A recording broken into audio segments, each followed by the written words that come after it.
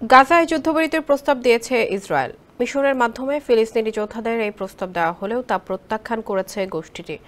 Israel তাদের প্রস্তাবে ফিলিস্তিনি যোদ্ধাদের অস্ত্র সমর্পণের শর্ত জুড়ে দিয়েছে, আর তা নিয়েই আপত্তি স্বাধীনতাকামী যোদ্ধাদের।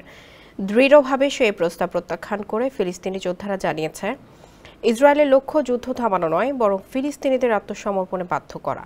এর আগে ফিলিস্তিনি যোদ্ধাদের একজন জ্যেষ্ঠ নেতা যুদ্ধবিরতির ওই প্রস্তাব পাওয়ার তথ্য নিশ্চিত করেন। ইসরায়েল বলছে, যুদ্ধের সমাপ্তির জন্য ফিলিস্তিনি যোদ্ধাদের পরাজিত করতে হবে। সংগঠনটির অস্ত্র সমর্পণ এবং নিয়ন্ত্রণ ভেঙে দেওয়ার বিষয়ও এর অন্তর্ভুক্ত। অবশ্য যুদ্ধবিরতির প্রস্তাবের মধ্যেই গাজা উপত্যকায় বিমান হামলা অব্যাহত রেখেছে ইসরায়েল। স্যান্ডেলিনা সো, রূপচর্চায় আভিজাত্য। গাজার বাইরেও ফিলিস্তিনের পশ্চিম তীরে চলছে দখলদার বাহিনীর অভিযান। তুলকারেম শহরে ঘরবাড়ি ও দোকানপাটে তল্লাশি চালিয়ে এক ক্যাফেতে বোমা ফেলা হয়। নূর শামস শরণার্থী শিবির থেকেও জোরপূর্বক উচ্ছেদ করা হয়েছে বাসিন্দাদের।